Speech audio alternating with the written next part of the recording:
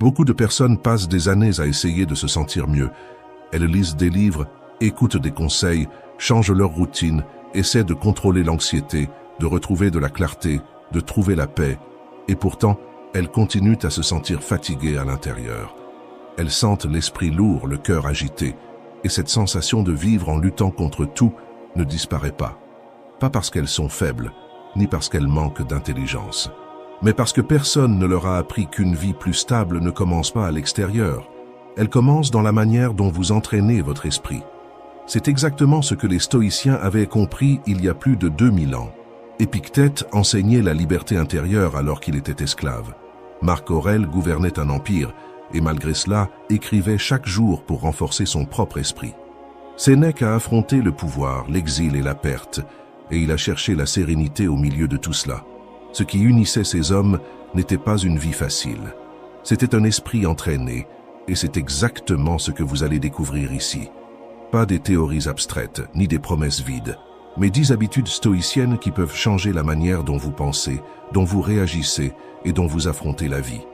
Des habitudes qui vous aident à arrêter de gaspiller de l'énergie avec ce que vous ne contrôlez pas, à retrouver de la clarté au milieu de l'excès, à agir avec plus de fermeté, à mieux supporter la douleur et à vivre avec plus de présence, plus de direction et plus de force intérieure. Parce que au fond, votre paix ne dépend pas d'un monde sans problème, elle dépend de la personne que vous êtes en train de devenir face à eux. Et si vous pratiquez ce que vous allez entendre ici avec constance, quelque chose commence à changer. D'abord dans votre manière de penser, ensuite dans votre manière d'agir, et alors, presque sans vous en rendre compte, dans toute votre vie. Restez jusqu'à la fin parce que ces habitudes ne servent pas seulement à vous inspirer pendant quelques minutes, elles servent à vous transformer de l'intérieur. Habitude 1. Séparez ce qui dépend de vous de ce qui ne dépend pas de vous. Épictète a commencé ses enseignements par une idée qui semble simple, mais qui peut demander toute une vie pour être réellement comprise. Il disait « Certaines choses dépendent de nous et d'autres non. Sont sous votre contrôle vos opinions, vos choix, vos impulsions et vos désirs. Mais le corps, la réputation, la position sociale, la richesse et le comportement des autres personnes, souvent, ne le sont pas. » Cette distinction paraît petite, mais lorsque vous commencez à regarder votre propre vie avec honnêteté, vous remarquez quelque chose d'inconfortable. Une grande partie de la souffrance humaine naît exactement de la confusion entre ces deux choses. Nous dépensons une quantité énorme d'énergie à essayer de contrôler ce qui n'a jamais été entre nos mains. Réfléchissez calmement. Combien de fois perdez-vous du temps à imaginer ce que les autres pensent de vous? Combien de fois votre humeur change à cause d'un message qui n'arrive pas, d'une attitude que vous aimeriez différente, de quelque chose que quelqu'un a fait ou n'a pas fait? Sans vous en rendre compte, vous commencez à lutter contre des choses qui n'obéissent tout simplement pas à votre volonté. Vous essayez de contrôler la circulation, vous essayez de contrôler le passé, vous essayez de contrôler les décisions des autres, vous essayez de contrôler des scénarios qui existent seulement dans votre imagination. Pendant ce temps, la seule chose qui pourrait réellement changer votre expérience de la vie, la manière dont vous répondez, finit par être négligée. C'est pour cela que tant de personnes vivent émotionnellement fatiguées. Non pas parce que la vie est toujours insupportable, mais parce qu'elles se battent dans des batailles qu'elles ne pourraient jamais gagner. Les stoïciens avaient compris cela il y a plus de 2000 ans. Ils ont compris que la liberté intérieure commence lorsque vous cessez d'essayer de gouverner ce qui n'a jamais été sous votre domination. Et c'est la première habitude qui change tout. Avant de réagir, avant de vous inquiéter, avant de laisser quelque chose envahir votre esprit, posez une question simple. Est-ce que cela dépend de moi? Si la réponse est oui, alors agissez. Prenez vos responsabilités et faites ce qui est à votre portée avec clarté et courage. Mais si la réponse est non, alors lâchez prise. Pas avec une indifférence amère, lâchez prise avec intelligence. Parce que dépenser de l'énergie à essayer de contrôler l'incontrôlable, c'est comme essayer de retenir la pluie avec les mains. Vous vous fatiguez seulement, mais rien ne change. Quand vous comprenez vraiment cela, votre énergie cesse de se disperser dans 1000 directions. Elle revient là où elle produit réellement des résultats.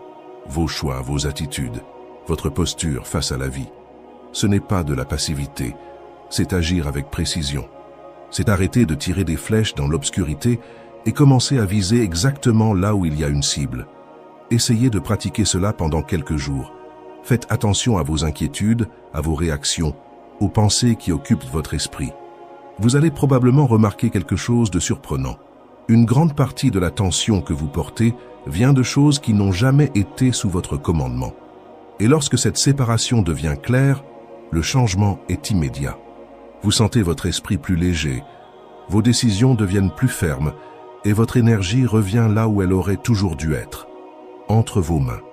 Parce qu'au moment où vous apprenez à distinguer ce qui dépend de vous, vous récupérez quelque chose que beaucoup de gens ont perdu sans s'en rendre compte, le pouvoir de conduire leur propre vie. Habitude 2.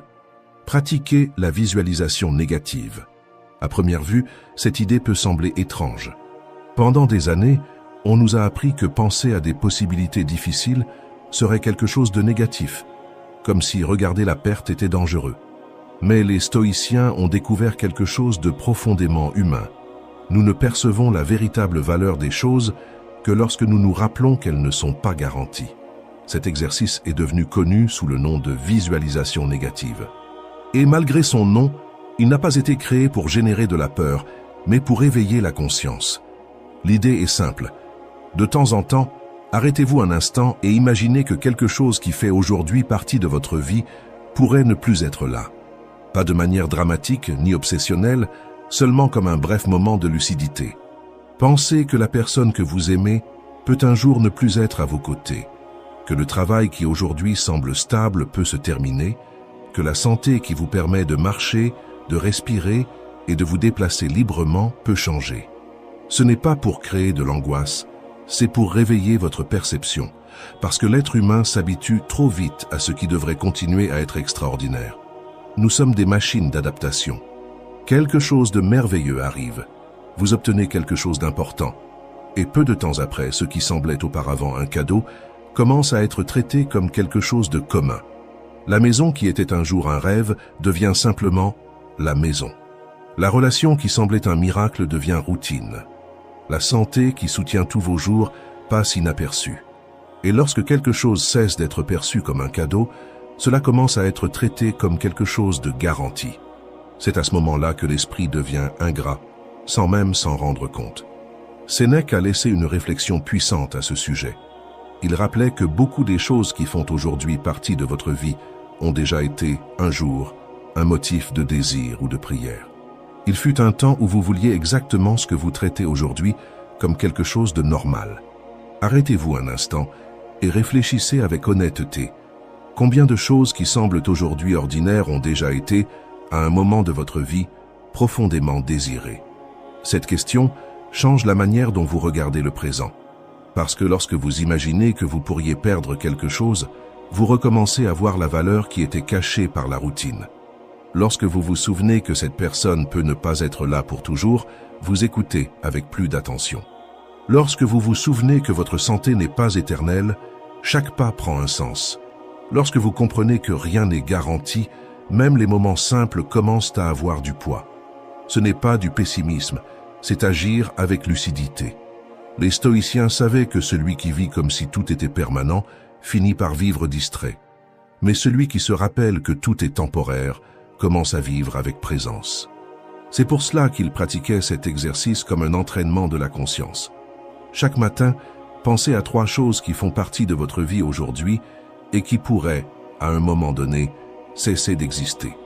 Ne faites pas cela avec angoisse, faites-le avec respect pour la vie.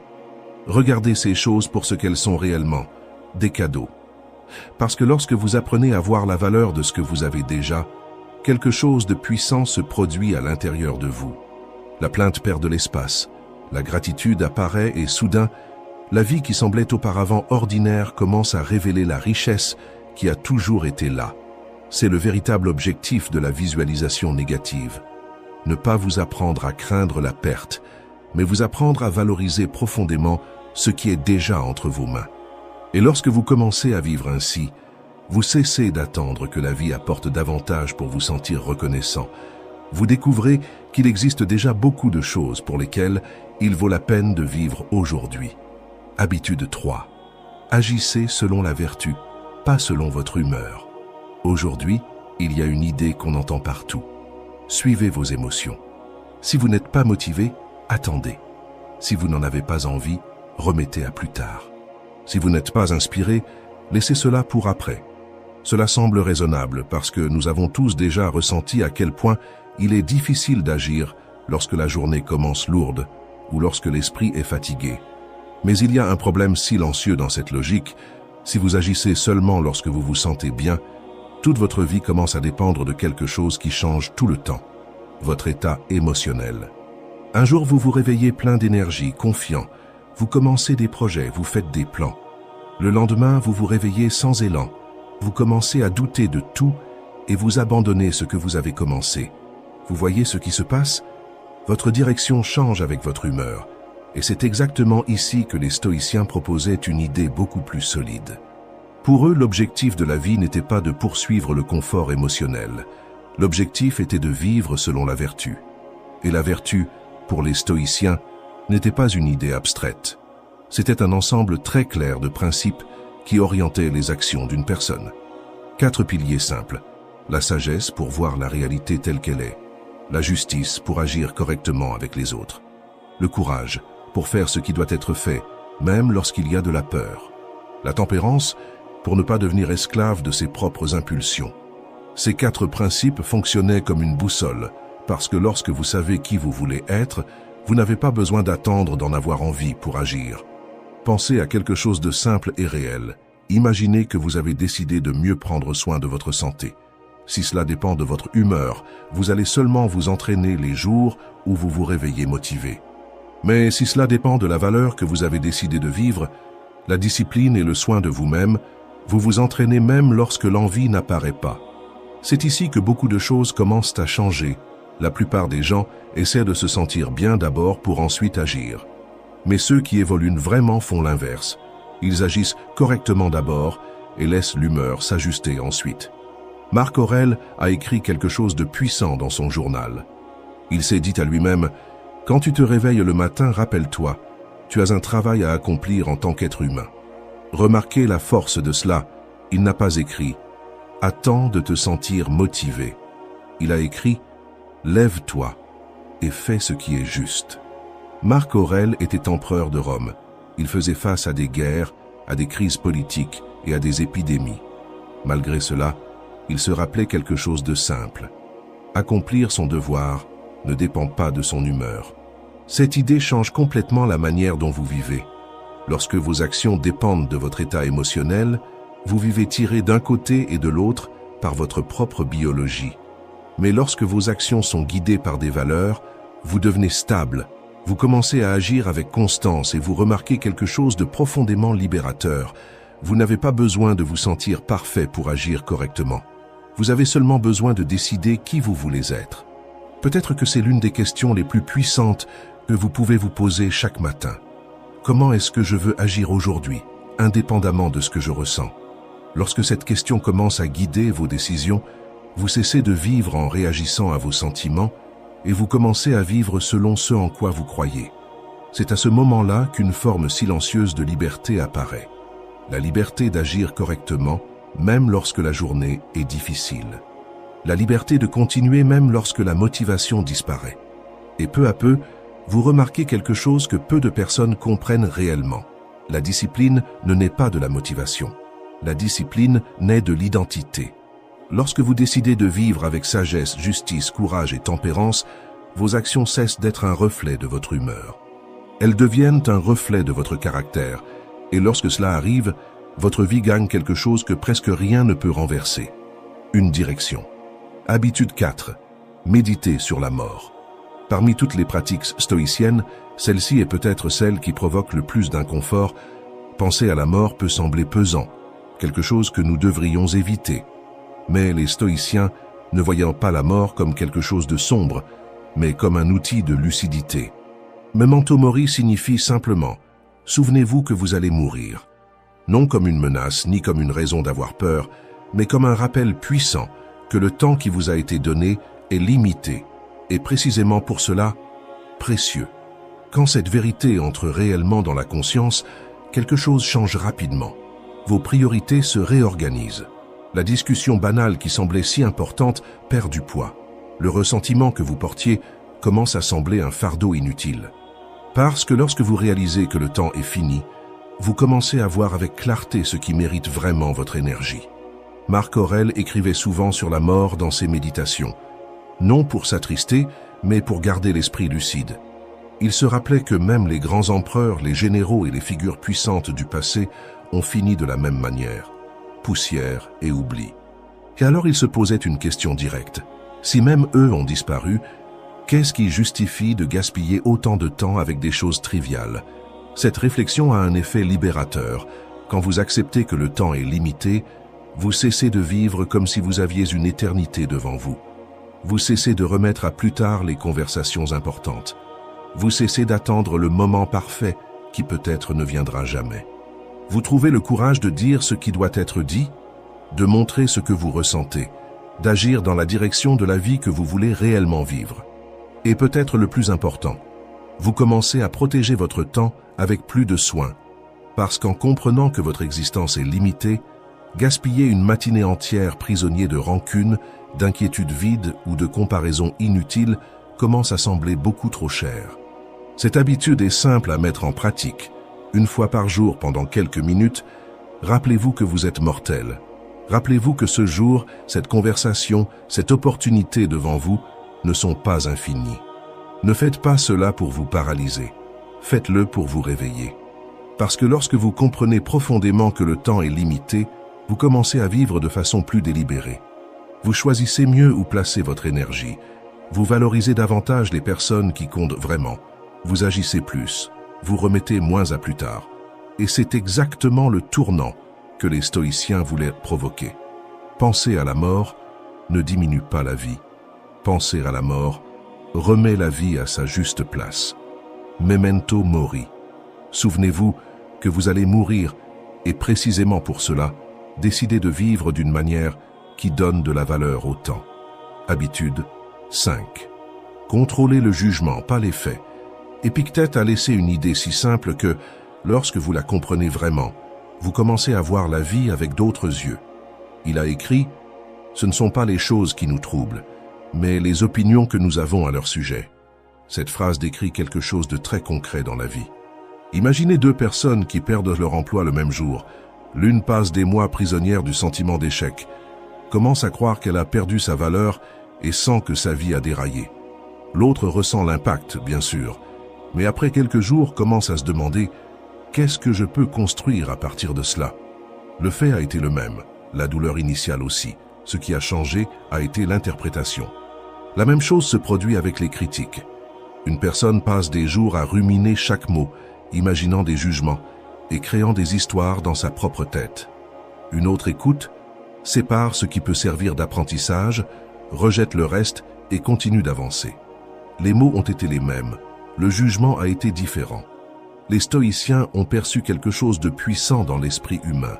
Entre ce qui arrive et votre réaction, il existe un petit espace. Et dans cet espace habite votre liberté.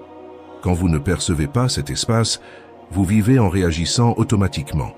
Toute frustration devient révolte, toute critique devient offense, tout retard semble un désastre. Mais lorsque vous commencez à voir cet intervalle, vous cessez de réagir par impulsion et vous commencez à répondre avec conscience. Cela ne signifie pas faire semblant que la douleur n'existe pas, les déceptions existent, les frustrations existent. Ce qui change, c'est le sens que vous leur donnez. C'est pourquoi l'habitude centrale ici est de développer une pause. Quand quelque chose vous touche émotionnellement, posez-vous une question simple avant de réagir. Est-ce que je vois cette situation avec clarté ou est-ce que j'amplifie le problème dans ma tête? Une autre question puissante est « Comment une personne sage verrait-elle cela ?» Ces questions semblent petites, mais elles vous font réfléchir avant la réaction.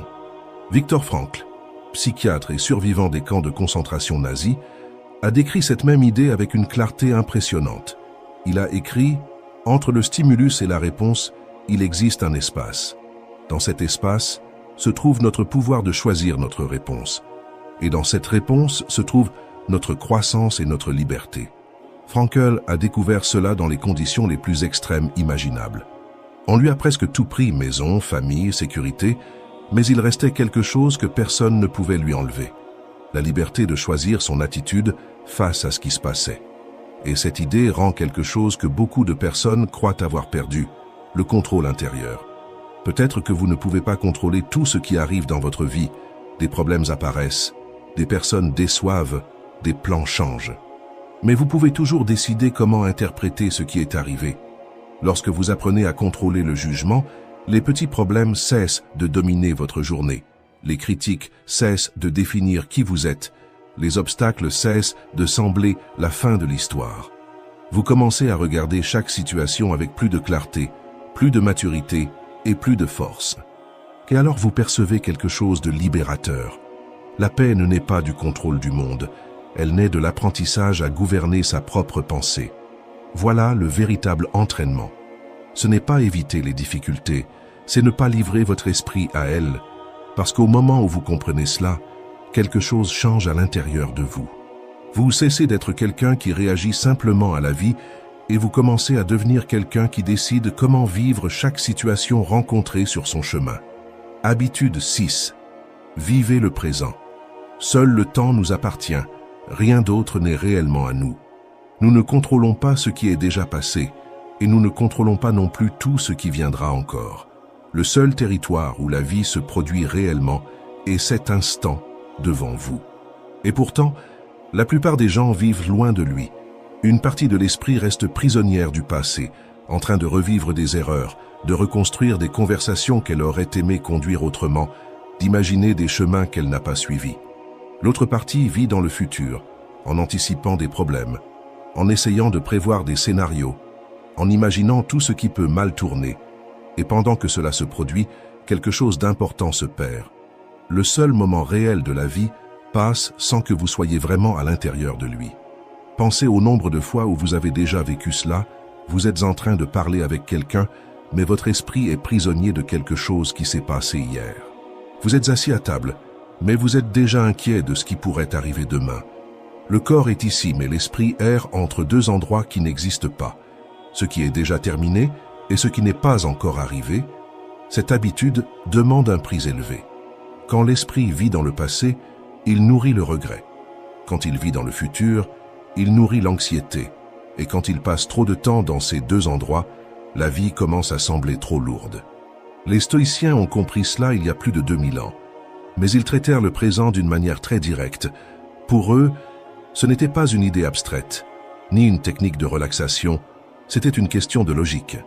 Si le passé est déjà terminé et que vous ne pouvez pas le modifier, souffrir à cause de lui, c'est continuer à lutter dans une bataille qui est déjà finie.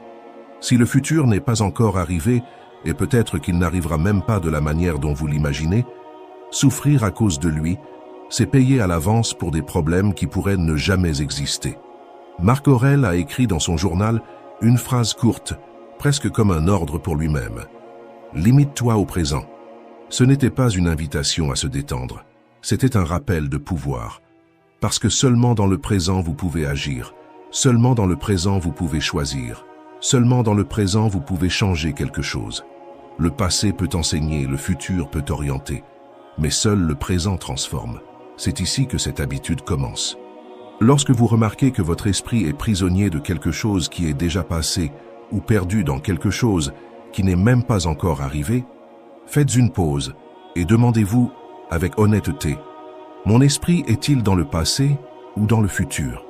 Cette question simple vous ramène déjà ici. Vous n'avez pas besoin de vous critiquer, ni de lutter contre vos pensées. Reconnaissez simplement cela et revenez. L'esprit humain est agité. Il saute de souvenir en souvenir, d'inquiétude en inquiétude, sans entraînement. Il court dans toutes les directions. Entraîner la présence, c'est apprendre à le ramener, encore et encore, vers le seul moment qui existe réellement. Et lorsque vous commencez à faire cela, les conversations deviennent plus vraies. Parce que vous écoutez vraiment, les décisions deviennent plus claires. Parce que votre esprit n'est pas divisé entre 1000 scénarios et les petites expériences de la vie retrouvent leur valeur. Parce que vous êtes enfin présent pour les vivre. La plupart des gens passent leur vie entière distraits entre hier et demain. Mais la vie ne se produit jamais dans ces endroits, elle se produit maintenant. Parce que dans le moment où vous êtes réellement présent, Vous n'essayez pas de tout contrôler, vous êtes simplement en train de vivre. Et vivre pleinement le présent est peut-être l'une des façons les plus profondes de récupérer votre propre vie. Habitude 7. Choisissez votre environnement avec sagesse. Sénèque a été direct à propos de quelque chose que beaucoup de gens sous-estiment encore. Les personnes qui vous entourent façonnent ce que vous devenez. Que vous le remarquiez ou non, une partie de ce que vous pensez, croyez et faites naît de l'environnement dans lequel vous vivez. Sénèque a résumé cela d'une manière simple et puissante. La fréquentation façonne le caractère. Nous sommes profondément sociaux. Le cerveau humain possède quelque chose que l'on appelle les neurones miroirs, un système qui nous pousse à reproduire des comportements que nous voyons fréquemment. Cela signifie que, sans vous en rendre compte, vous commencez à copier le modèle des personnes autour de vous. Vous copiez leur niveau d'ambition, la manière dont elles gèrent les problèmes, vous copiez la manière dont elles traitent les autres et, peu à peu, vous commencez à copier la façon dont elles regardent leur propre vie. Le plus curieux est que cela se produit presque sans que vous le remarquiez.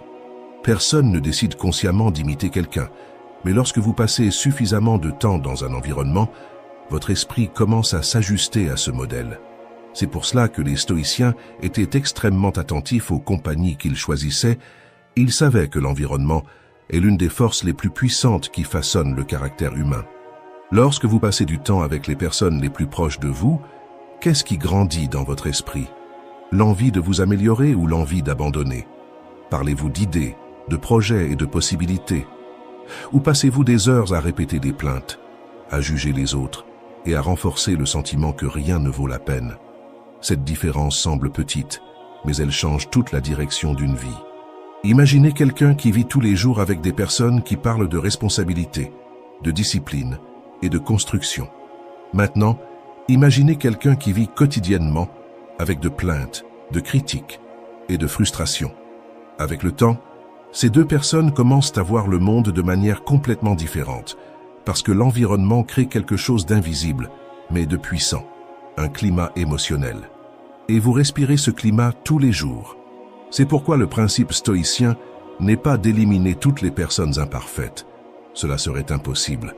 Le véritable principe est l'intentionnalité. Cela signifie choisir consciemment où vous placez votre temps, votre attention et votre énergie. Cela signifie vous rapprocher davantage des personnes qui vous mettent au défi de grandir, des personnes qui réveillent le meilleur qui existe en vous. Et en même temps, apprendre à protéger votre esprit des environnements qui vous tirent vers le bas. Marc Aurèle se rappelait à lui-même quelque chose d'essentiel. L'âme se colore de la couleur de ses pensées. Mais il existe un détail que beaucoup de gens oublient. L'environnement influence directement ses pensées. Si vous passez la plus grande partie de votre temps dans des endroits dominés par la plainte, la peur et la médiocrité, votre esprit commence à absorber ce ton, non pas parce que vous êtes faible, mais parce que vous êtes humain. Sénèque mettait aussi en garde contre cela lorsqu'il parlait des foules.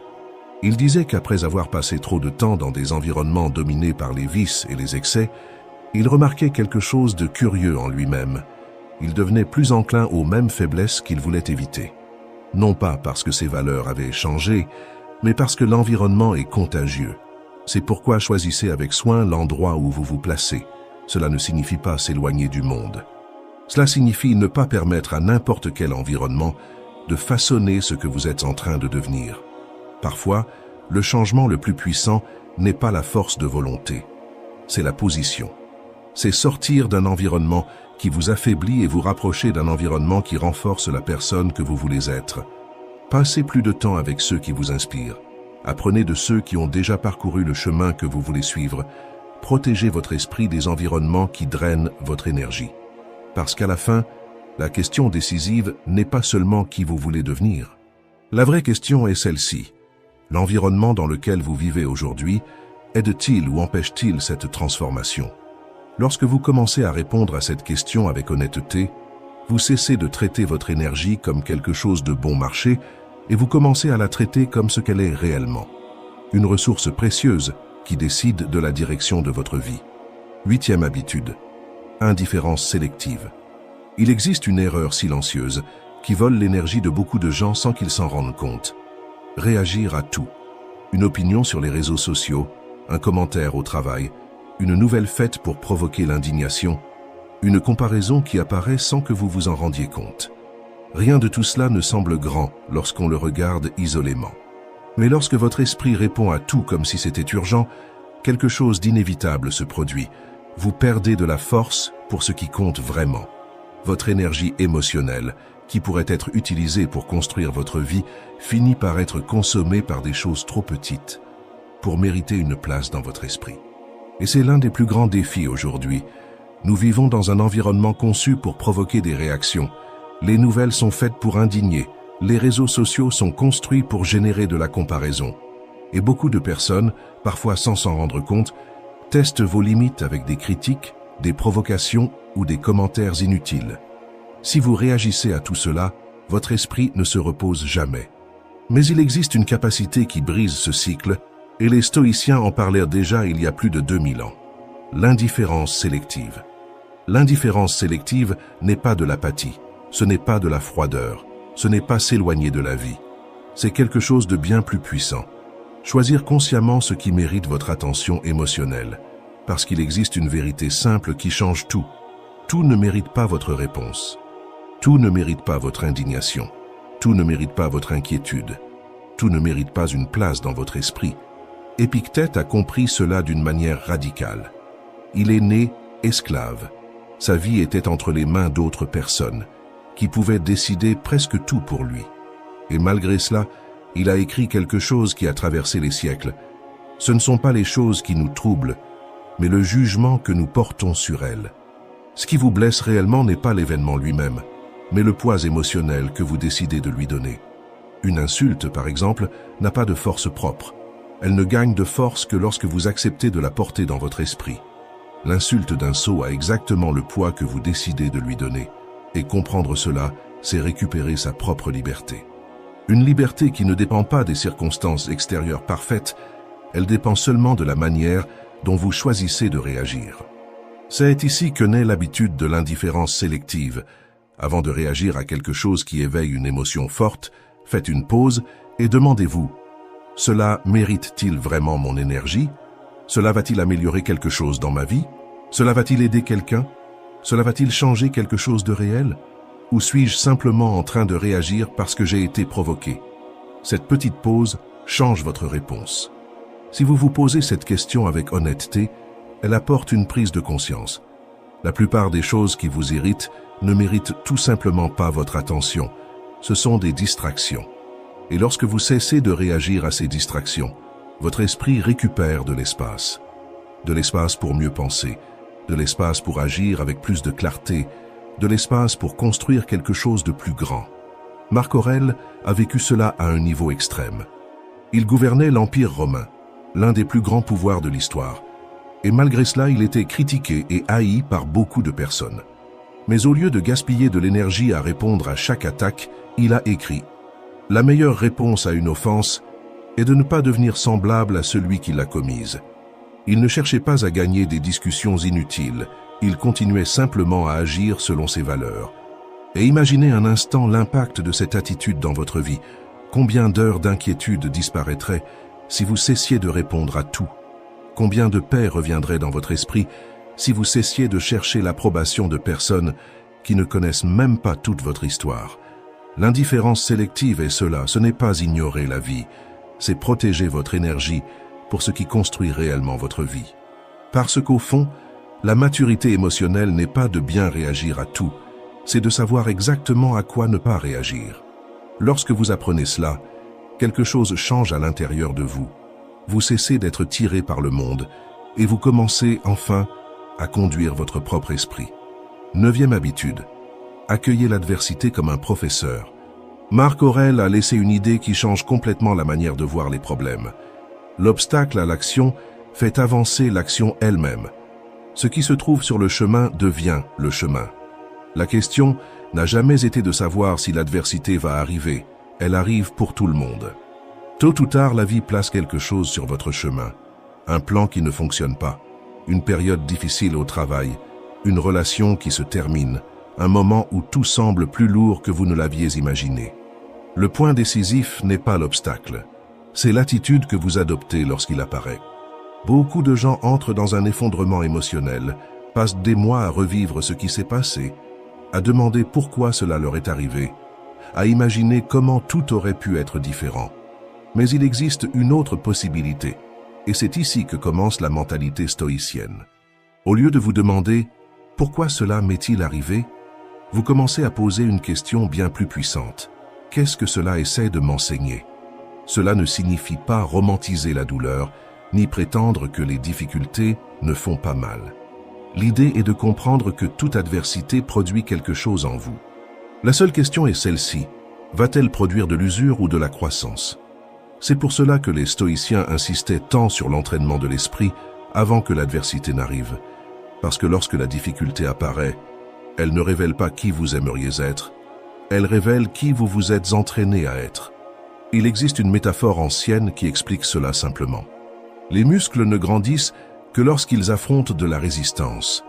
L'or ne se purifie que lorsqu'il passe par le feu, et le caractère humain ne mûrit que lorsqu'il traverse une pression réelle. Sénèque a résumé cette mentalité d'une manière extraordinaire. Je ne demande pas au Dieu de me libérer des difficultés. Je demande seulement la force de les supporter. Remarquez la différence. Ce n'est pas quelqu'un qui demande une vie facile. C'est quelqu'un qui demande de la force pour grandir à travers la vie. Et c'est exactement ici que naît cette habitude. Lorsque quelque chose de difficile arrive, changez la question. Au lieu de demander « Pourquoi cela m'est-il arrivé ?», demandez « Qu'est-ce que cela peut construire en moi ?»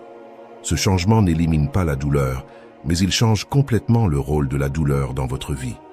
Elle cesse d'être seulement de la souffrance et commence à devenir une matière première pour la croissance. Les personnes les plus sages que vous avez rencontrées sont rarement celles qui ont eu la vie la plus facile.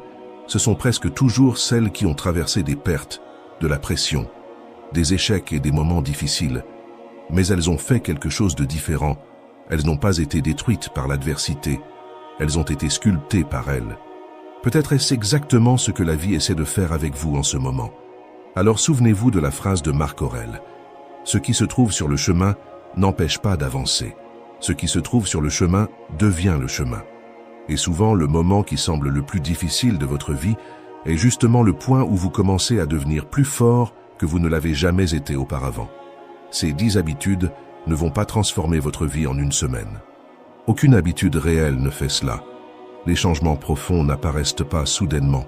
Ils commencent discrètement et ne révèlent leur force que lorsque vous regardez en arrière et que vous remarquez que vous ne réagissez plus comme avant. Si vous pratiquez ces idées tous les jours, quelque chose commence à changer, d'abord lentement, puis de manière claire. Vous réagissez moins et vous commencez à répondre avec intention. Vous vous inquiétez moins de ce que vous ne contrôlez pas et vous agissez davantage sur ce qui dépend réellement de vous. Vous vous plaignez moins, vous apprenez davantage de chaque difficulté. Et peu à peu, vous cessez de dépendre autant des circonstances pour vous sentir en paix avec vous-même. C'est le type de changement que le stoïcisme propose. Il ne promet pas une vie sans douleur. Il promet quelque chose de mieux.